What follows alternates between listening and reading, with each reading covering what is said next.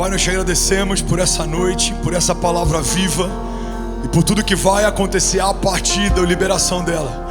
Nós declaramos, Jesus, você pode levantar suas mãos, declarar isso e diga: Pai, nós declaramos céus abertos nesse lugar. Diga aí um marco profético na nossa vida, na nossa casa e na nossa jornada de fé. Diga: nunca mais seremos os mesmos, em nome de Jesus. Irmão, se você crê nisso, você pode fazer barulho aí no teu lugar. Preciso de pelo menos uns 100 incendiários aqui. Vamos, alguém aqui nessa noite. Aleluia, aleluia. Sei que é final de semana para muita gente, muitas coisas aconteceram, tem gente cansada, mas eu preciso que você derrame para Jesus o teu melhor nessa noite. Ele é digno, amém? Eu acho que nem todo mundo aqui veio de um berço cristão, então é possível que você tenha passado algumas noitadas em lugares que talvez não sejam os melhores. É possível que você tenha virado algumas noites fazendo coisas que talvez você não se orgulhe delas. Então nada para Ele pode ser medido, equilibrado, comedido. Não, a gente entrega tudo para Ele, amém?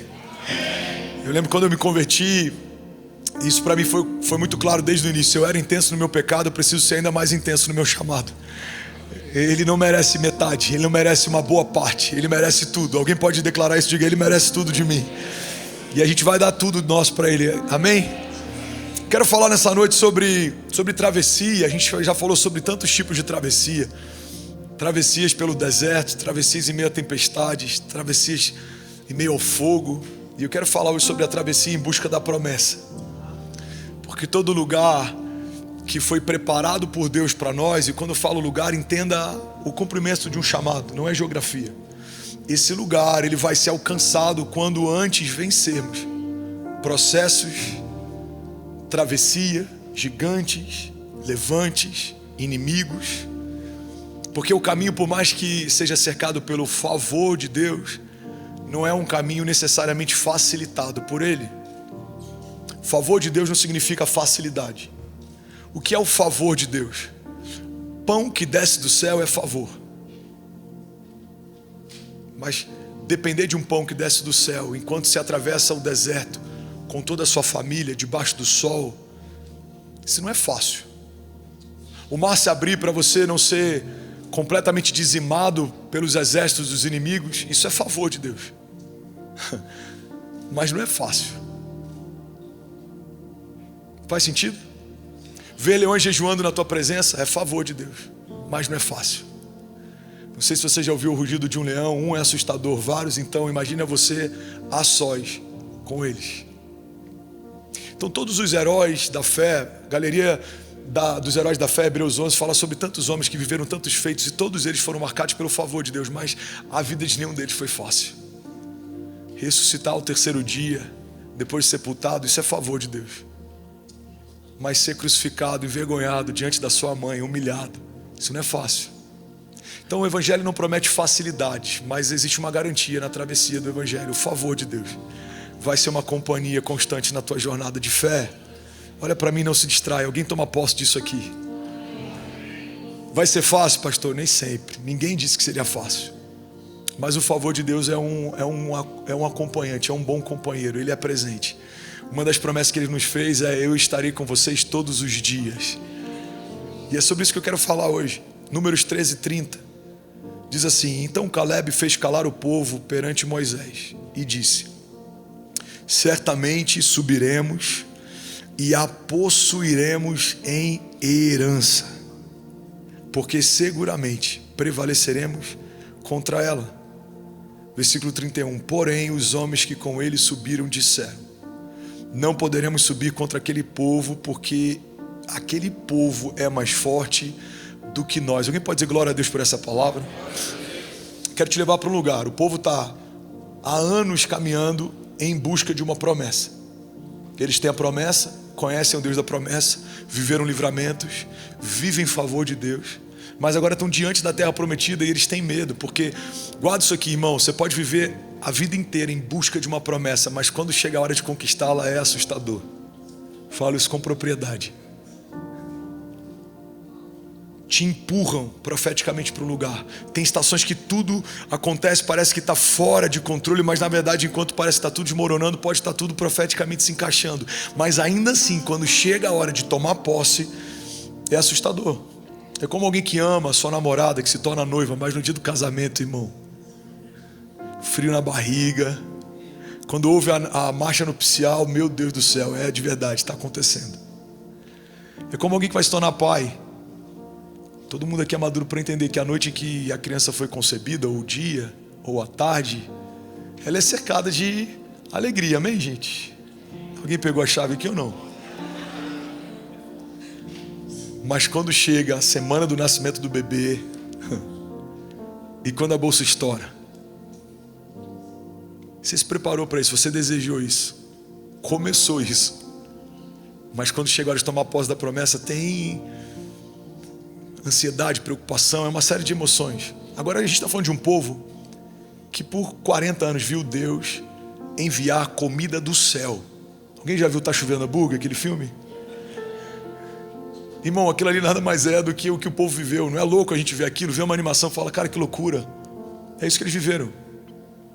Eles viram Deus alimentando eles no deserto. As roupas não se gastavam, os calçados não se desgastavam. Mas ainda assim, quando chegam diante da terra prometida, existe medo, preocupação. E é sobre isso que eu quero pregar nessa noite. Alguém consegue ouvir 20 minutos dessa mensagem aqui? Então é nesse contexto que eu quero te levar. Imagina que você está no meio do povo. Os espias voltaram. Alguns trazem um bom relatório e outros amedrontam o povo, mesmo sabendo da herança. E é nesse lugar que você está o tempo inteiro. Você discerniu algo, ouviu algo, percebeu algo de Deus, compartilha com alguém. A maior parte não vai acreditar. Guarda isso aqui. Se os sonhos que você carrega, se a maior parte das pessoas que te cercam concordam, provavelmente seja uma boa ideia, mas não necessariamente é uma ideia de Deus. A ideia de Deus para Moisés é: vai, fala com o faraó que é para liberar o povo. Cara, isso é absurdo. A ideia de Deus é: pega o cajado, toca no mar, vai se abrir. Isso é absurdo. A ideia de Deus é: Pedro, como eu falei no último culto, lança um anzol e vai vir da boca de um peixe a provisão. Pedro precisava de ouro, não de peixe, mas de dentro da boca do peixe veio o ouro. Isso é absurdo. E várias outras vezes que várias outras coisas aconteceram de forma inusitada. Agora, quando todo mundo concorda com algo, você pode, não vou generalizar, mas você pode estar diante de um problema. Pode ser uma boa ideia sua, que não necessariamente o céu aprova. Um grande exemplo disso é Babel. Vários homens reunidos em torno de uma ideia, todos tinham unidade, estavam alinhados e tinham um bom projeto, mas Deus não se agradou do que viu. Agora, Atos 2 fala a respeito de um povo que é muito menor do que o povo que viu Jesus. A Bíblia diz que quando Jesus diga: olha, não saiam, permaneçam até que venha sobre vós. E dias depois, quando Atos 2 acontece, dezenas daquelas pessoas que ouviram Jesus falar desistiram de esperar e foram embora. Irmão, a travessia em busca da promessa é o que separa meninos de homens, mas é o que também testa a nossa convicção. Porque quem sabe o que espera, espera. Mas quem duvida do que se espera, em algum momento desiste de esperar. Será que de fato é Deus? Será que é de Deus? Será que vai acontecer? E quando esses serais começam a ter acesso à nossa mente, a travessia fica pesada e a gente começa a aceitar como uma boa ideia desistir. Então é nesse lugar que a gente está. Alguns espias trazem uma série de serais, mas alguns homens se lembram da promessa. E fica tão nítido quem confia na promessa e quem começa a duvidar dela. Por quê? Porque as suas escolhas definem aonde está firmada a tua fé. Se a sua escolha é avançaremos, conquistaremos, significa que a sua fé está firmada na promessa. Se a sua escolha é retrocederemos, desistiremos, significa que a tua fé talvez estava firmada só em uma expectativa, mas não numa promessa. Faz sentido? Estou há 15 anos esperando gerar filhos, pastor. Você ainda crê? Ainda creio. Então você está firmado numa promessa. Estou um ano lutando contra essa doença. Você ainda crê? A travessia testa, irmão, a nossa motivação e também a nossa fé. Tem coisas que talvez a gente não conquiste, mesmo que a gente morra esperando por elas, mas é melhor morrer esperando do que desistir e não esperar. Tem pessoas que aguardaram por uma cura que talvez não se manifestou. A gente não entende o porquê. Mas se em algum momento eu tiver que lutar para sobreviver e o Senhor não quiser me poupar, que eu morra crendo, mas não desista de crer enquanto espero. Faz sentido? Porque quando chegar diante dele, a gente não vai ter isso sendo imputado como juízo. Não, você creu até o fim. Você aguardou até o fim. Vocês estão comigo? Então vamos junto, não desanima. Números 13, primeira parte desse texto. Então Caleb fez calar o povo perante Moisés. Primeira coisa, irmão, quando você está atravessando algo em busca de uma promessa, você vai ter que calar algumas vozes. Se você não calar essas vozes, em algum momento essas vozes começam a se tornar conselho.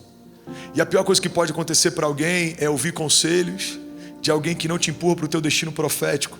Se Jesus tivesse ouvido o conselho de Pedro, a redenção não teria se manifestado.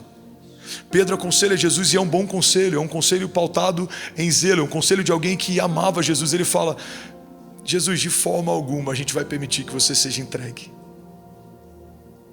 E aí Jesus, a partir de um bom conselho, reage dizendo: para trás de mim, Satanás, nem todo bom conselho me empurra para o meu destino profético.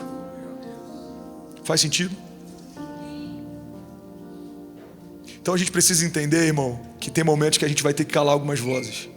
Vozes de condenação, vozes de acusação, vozes de calúnia, mas também vozes que têm como principal propósito nos poupar de uma travessia que custa muito, ou custa tudo. Talvez se a minha mãe, como mãe, tivesse visto toda a história, ela me aconselharia no início do meu chamado, talvez a não me envolver com o meu chamado. Talvez se eu soubesse todo o destino que o Benício tem pela frente, ou a Cecília ou a Chloe, como pai que ama, tentaria poupá-los de toda a travessia. Por quê? Porque eu não só vi o fim, eu vi o meio. É por isso que muitas vezes Deus te revela parte do fim, mas não te revela nenhuma parte do meio. Porque se soubéssemos toda a travessia, abortaríamos muitas promessas. A Bíblia diz que quando Deus fala com Abraão, o convite dele é: sai do lugar que você está e vai para o lugar que eu te mostrarei. O lugar novo não é revelado, mas o lugar que não é mais para estar é claro, não é mais aí, não é o teu lugar, não é a tua geografia, sai da tua parentela. Então Abraão não sabe o que vem no meio do caminho, mas Abraão foi chamado para ser pai de multidões. No meio do caminho tem deserto, no meio do caminho tem gigantes, tem inimigos, no meio do caminho tem provação, no meio do caminho tem um filho, fruto de uma precipitação, mas no meio do caminho também tem um filho gerado de uma promessa.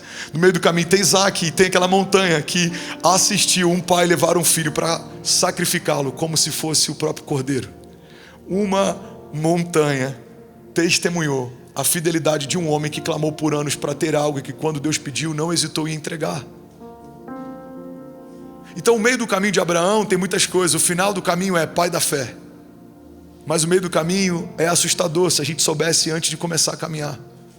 Então, irmão, guarda isso aqui. Muitas vezes você vai ter a revelação de duas partes, como começa e, se você for fiel até o fim, como termina. Mas você não tem ideia do que você vai ter que enfrentar no meio do caminho. Pedro encontra Jesus, as redes vazias, ele está frustrado, ele fala para lançar as redes, ele lança, as redes quase se rasgam, os barcos quase afundam. Aquele primeiro momento é o ato 1 de uma história extraordinária de um apostolado. Qual que é o final da história? Uma igreja primitiva, o apóstolo de Cristo de algo novo, alguém que está como um fundamento de uma nova aliança, alguém que vai ver enfermos sendo curados à distância da sua sombra. Mas o que vem no meio do caminho? Ele é aquele que vai negar Jesus 3 vezes. Ele é aquele que vai sumir no meio do cenário da crucificação, porque tem medo de viver o que Jesus estava vivendo. Então entenda, somos em vários momentos da nossa história como Pedro que ainda pesca e as redes estão vazias. Somos em vários momentos da nossa história como Pedro que caminha e a nossa sombra cura. Mas também somos em vários momentos da nossa história o Pedro que nega, o Pedro que foge, o Pedro que tem medo. Faz sentido? Então a primeira parte que me chama a atenção nesse texto é: então Caleb fez calar o povo perante Moisés. Fala comigo, eu preciso calar as vozes que não são a voz de Deus. Diga: toda voz que não é a voz de Deus não tem espaço na minha jornada. E aí vem a segunda parte, ele diz assim: certamente subiremos e possuiremos em herança. Irmão, aqui tem um homem que tem certeza do que vai viver porque tem confiança em quem prometeu.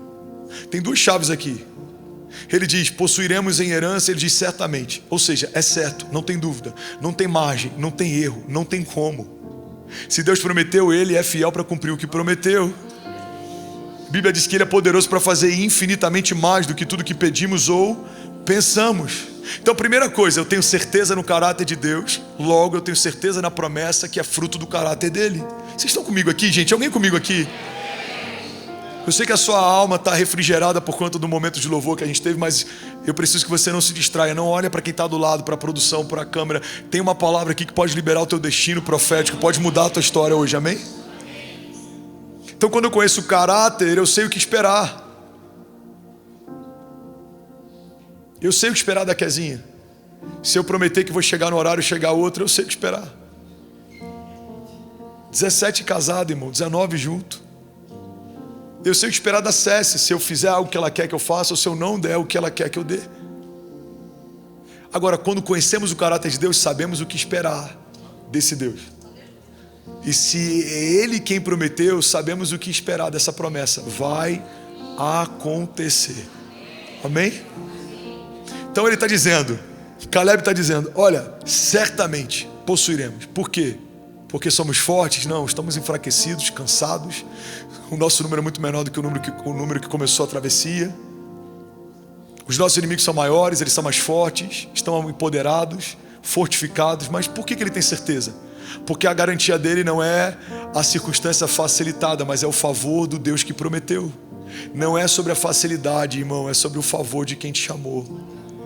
Não era fácil. Gideão com 300 venceu vários exércitos. Ele começou com 30 mil. Deus disse, tem gente demais. Senhor, mas vai ser mais fácil com 30 mil do que com 300. Sim, vai ser mais fácil. Mas o meu favor opera nos 300, não nos 30 mil. Porque quando um número te garante, não sou eu mais quem te garante. Mas quando nenhum número te garante, eu começo a ser sua garantia. Faz sentido? E aí ele fala, certamente subiremos e possuiremos em herança. O que é herança?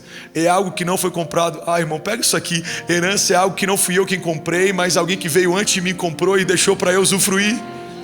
Não é o princípio da herança?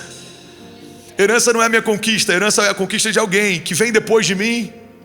Não, que veio antes. O Benício não pode estabelecer uma herança para o André, mas o André e a Kézia podem estabelecer uma herança para o Benício. Porque é o pai que deixa herança para o filho. Então quando o Caleb está dizendo possuiremos em herança, ele está dizendo, essa terra não fomos nós quem conquistamos, o nosso pai que conquistou, já é nossa por herança, porque o nosso pai nos garante, ele nos deu. Logo não vamos abrir mão de algo que o nosso pai conquistou, porque não vou permitir a ideia de deixar o que o meu pai conquistou a um alto preço ser usufruído por outra pessoa que não tem aliança com meu pai. Ninguém vai tomar aquilo que é do meu pai, logo é meu por herança. É o princípio pelo qual Davi confronta o gigante. Quem é esse filisteu? Em outras palavras, quem é esse homem que não carrega uma aliança, logo não carrega uma herança, para afrontar o povo que carrega uma herança de Deus?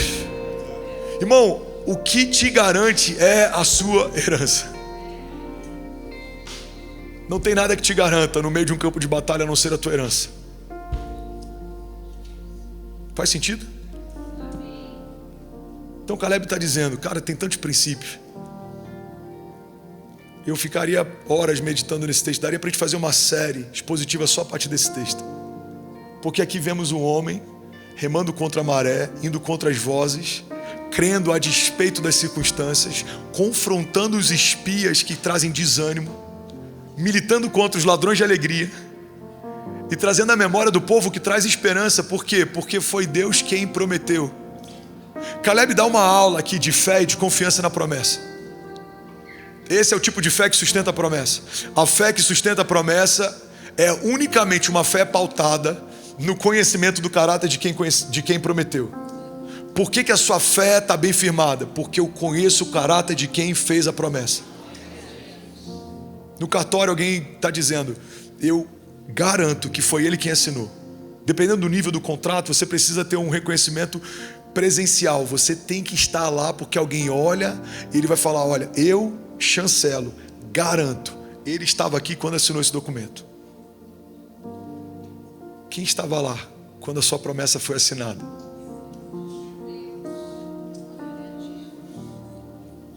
Quem estava lá? O Pai estabeleceu uma promessa. O Filho é quem garante a promessa. Porque a palavra de Deus diz que todas as promessas temos nele o sim, e por meio dele nós dizemos amém. Assim seja. Então o Pai estabeleceu a tua promessa, o Filho sustenta a tua promessa, e a partir do Espírito Santo você vai viver a tua promessa. Jesus, vamos para Jesus, vamos voltar à nova aliança, Novo Testamento. Ele fala, eu preciso ir para o Pai, porque se eu não for, o Espírito não virá sobre vós. Então a primeira parte da história, vemos um Deus soberano operando em todo o tempo a Trindade. Mas na primeira parte da história vemos um Deus operando o tempo inteiro. Na segunda parte dela vemos o Filho se revelando, sendo encarnado, depois ressurreto. A terceira parte da história, que agora está com a gente, é a partir do poder do Espírito derramado sobre a carne.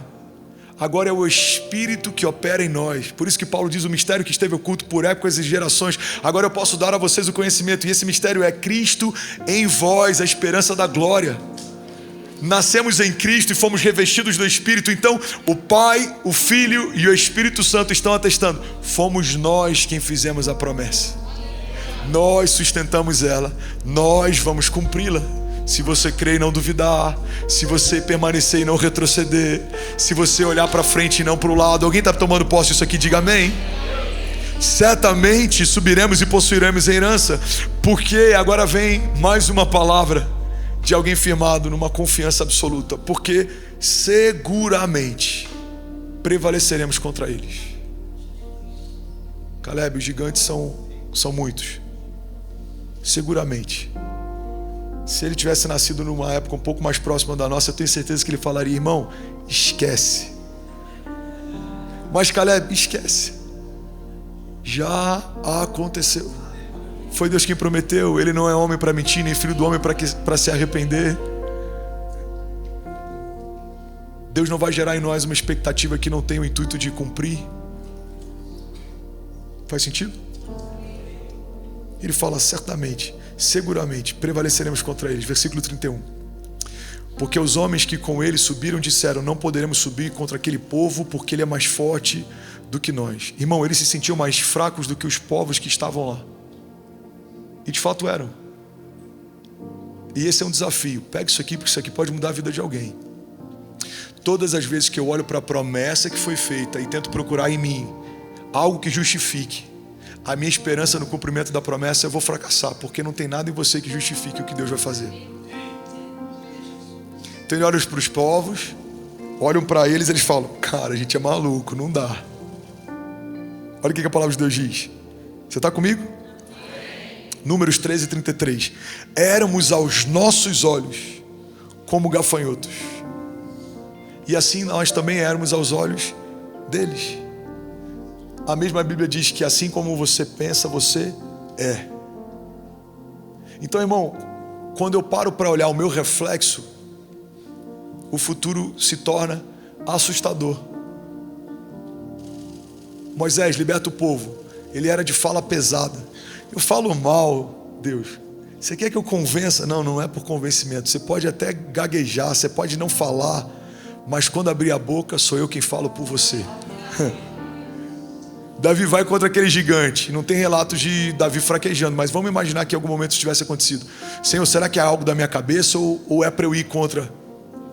Porque olha o meu tamanho, olha o dele. Não é sobre o teu tamanho ou sobre o dele, é sobre o Deus que você serve, sobre o temor com que você vai. Qual que é a chave da força de Davi? O temor do Senhor. Salmo diz que feliz é o homem que teme ao Senhor, será feliz e próspero em tudo o que fizer. O temor do Senhor é a chave de Caleb. O temor do Senhor é a chave de Davi. O temor do Senhor é a chave de José. O temor do Senhor é a chave de Jesus. Pai, se possível for, afasta de mim esse cálice. Todavia, seja feita a tua vontade, não a minha. O que Jesus está dizendo? O temor do Senhor me consome. O meu desejo é abortar isso aqui, mas seja feita a tua vontade, não a minha. O temor do Senhor é o que te sustenta. Alguém aqui, o temor do Senhor é o que te garante.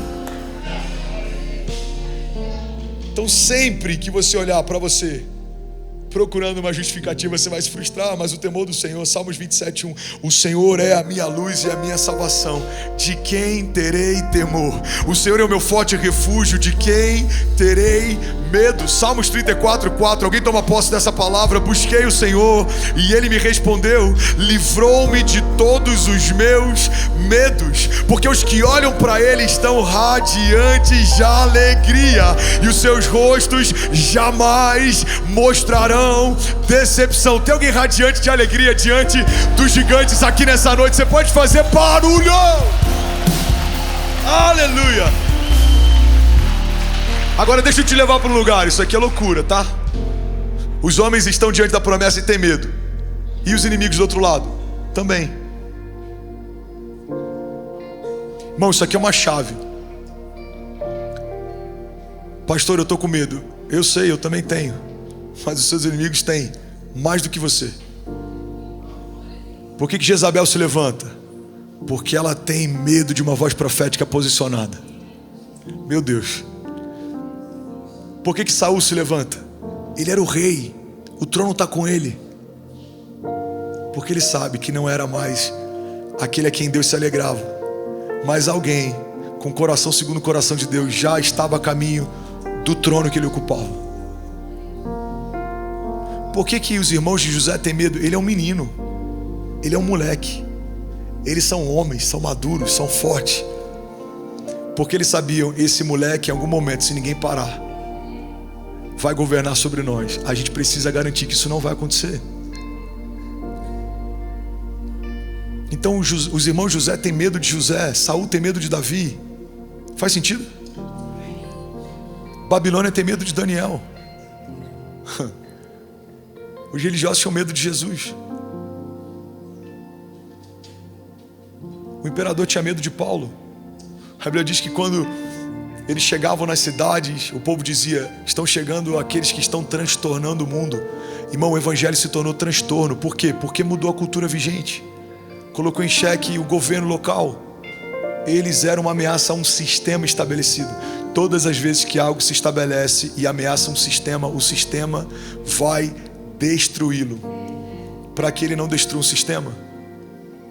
Quantas vezes a gente viu, por exemplo, na política, uma voz se levanta. A gente viu agora, acho que 2 ou 3 pessoas nesse ano foram assassinadas, porque era uma voz de um cenário político, e foram assassinados de forma encomendada pela oposição. Por quê? Porque hoje ele é só candidato, mas se ele assume o governo, esse cara pode mudar a história. Faz sentido? Então entenda, os seus inimigos têm mais medo de você do que você tem medo deles. Por quê? Porque eles já viram o final da história, você só conhece uma parte dela. Irmão, pega isso aqui. É muito comum, talvez mais comum do que você imagina. Quem te vê, quem me vê, consegue ver o potencial que a gente carrega. A gente não consegue, porque a gente tem uma limitação quando olha para nós mesmos.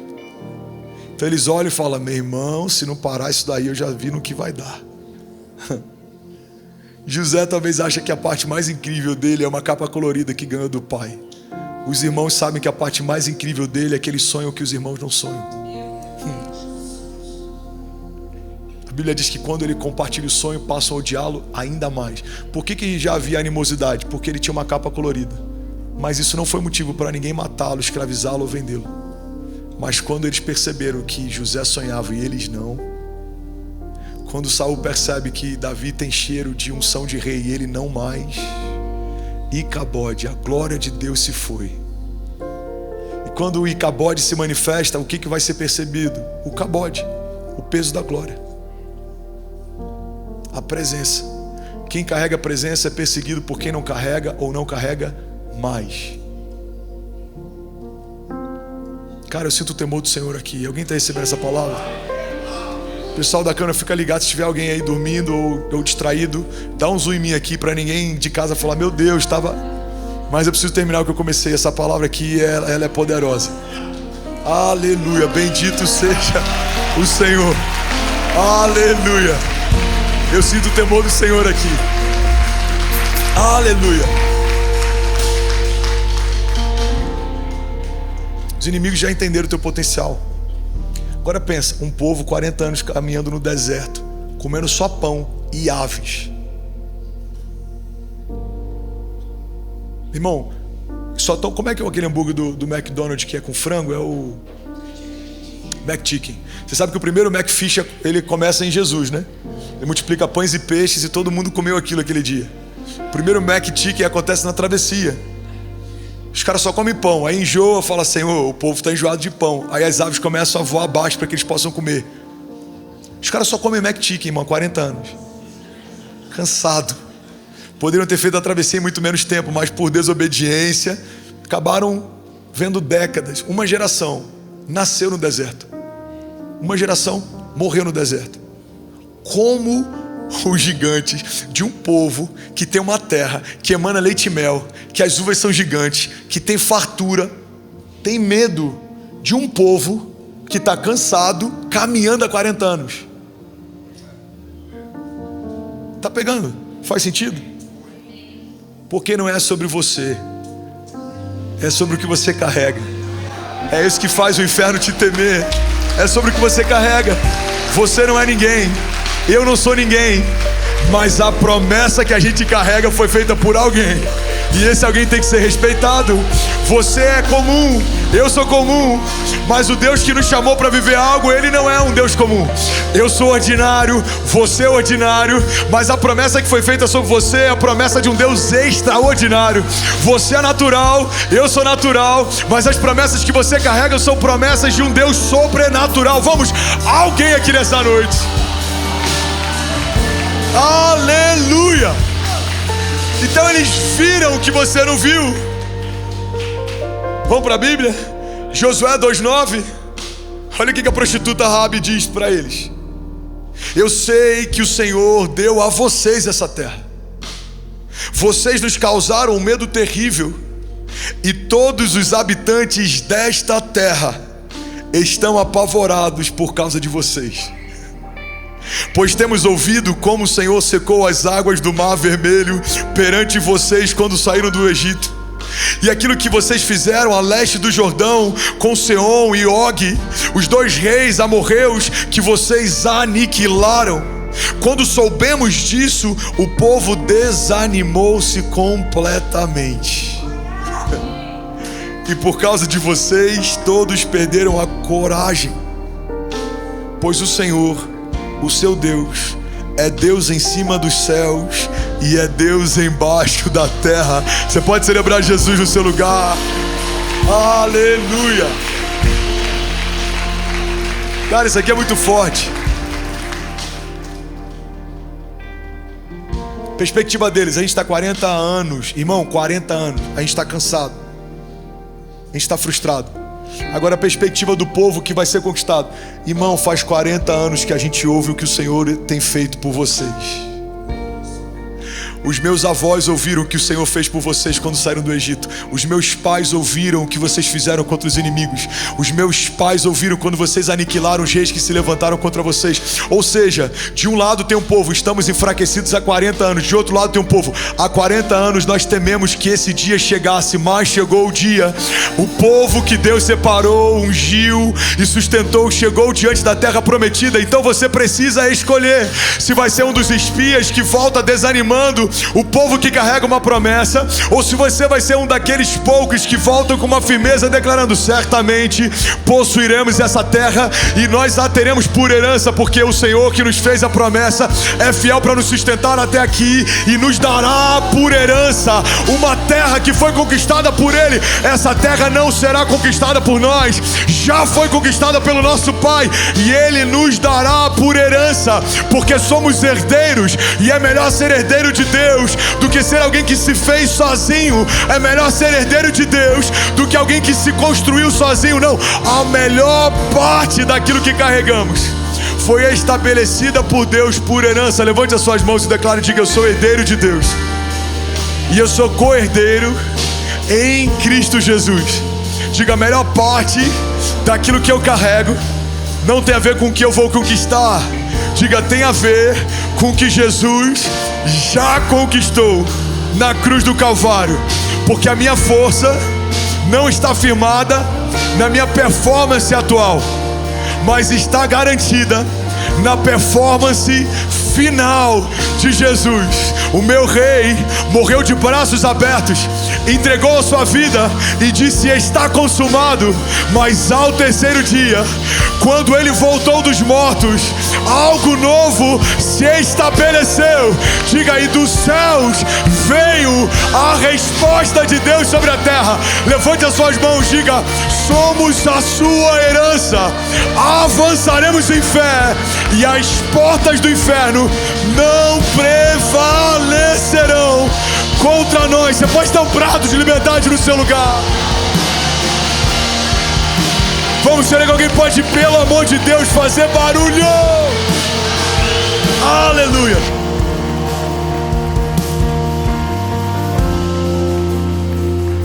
Aleluia. Alguém pode celebrar Jesus mais forte? Aleluia. 2 Coríntios 1:20, eu vou terminar. Alguém recebeu algo de Deus aqui nessa noite? 2 Coríntios diz assim: pois quantas forem as promessas feitas por Deus, tantas tem em Cristo o sim. Por isso, por meio dele, diremos amém. O amém é pronunciado por nós para a glória de Deus. Ora, é Deus que faz que nós e vocês permaneçamos firmes em Cristo, porque ele nos ungiu, nos selou como a sua propriedade e pôs o seu Espírito em nossos corações como a garantia do que está por vir. Alguém pode celebrar essa palavra e dizer glória a Deus por isso? 2 Coríntios está dizendo: o Espírito que habita em você é a garantia do que está por vir. Cara, que dó de ter que pregar isso rápido, mas alguém está pegando isso aqui? O Espírito que foi colocado em vocês é a garantia do que está por vir. Qual que é a tua garantia, Fernandes? O Espírito que foi depositado em mim. Qual que é a tua garantia?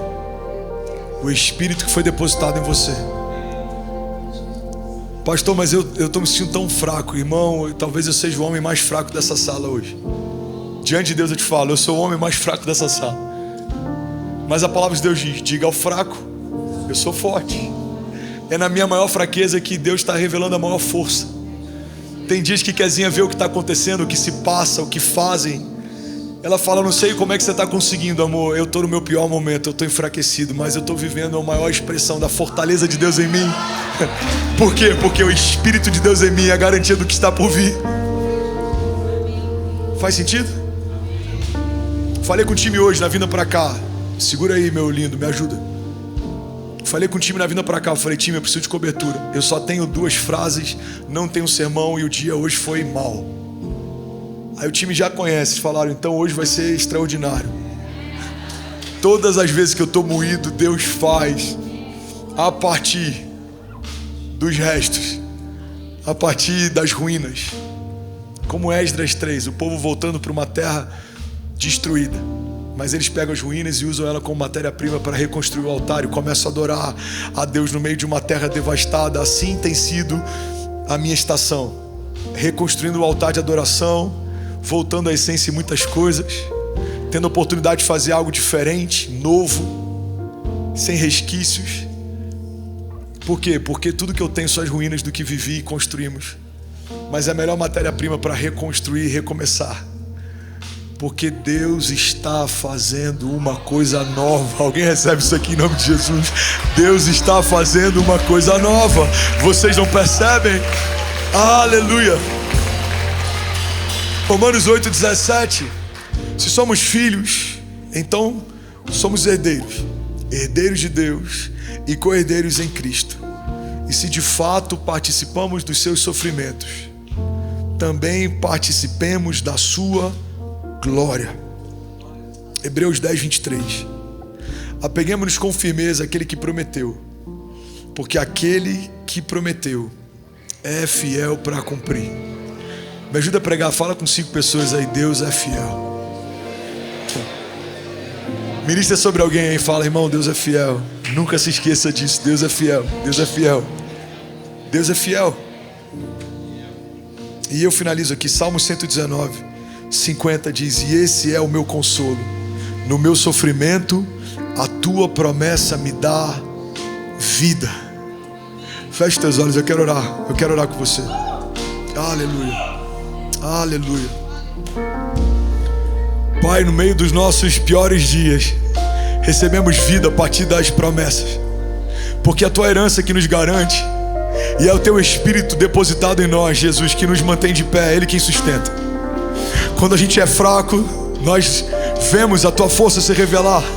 Quando somos confundidos, é que a gente vê a tua sabedoria nos aconselhar. Quando somos cercados, é que vemos o teu cuidado e o seu livramento operar. Porque de todos os lados somos cercados, mas sabemos que mesmo que venham contra nós por um caminho, por 7 caminhos os nossos inimigos fugirão.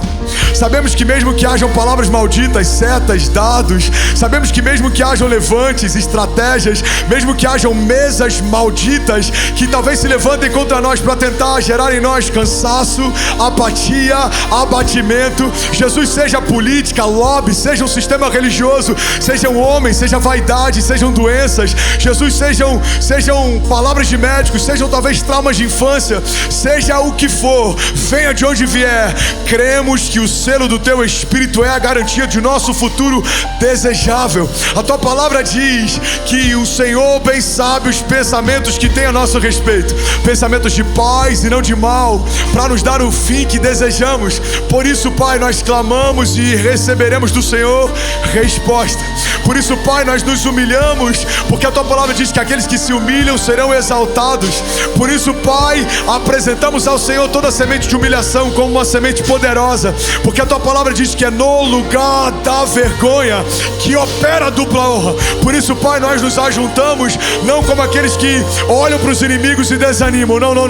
Nós somos aqueles que trazem à memória a promessa, aquilo que dá esperança, e avançam em fé, porque certamente, sim, certamente o Senhor operará maravilhas, milagres, e Ele nos fará justiça, e Ele abrirá espaço, e como Isaac nós declararemos: prosperaremos nessa terra, porque o Senhor nos abriu espaço. Pai, eu declaro paz que excede todo entendimento. Pai, nós declaramos pão que desce do céu, maná de Deus, cuidado de Deus, óleo fresco, vinho novo, porque ainda esse ano, levante as suas mãos, declare com autoridade, diga: eu declaro para o céu ouvir, para a terra ouvir e para todo o inferno ouvir, que eu e a minha casa pertencemos ao Senhor e serviremos ao Senhor todos os dias da nossa vida. Diga: e ainda esse ano viveremos o maior romper da nossa história, em nome de Jesus.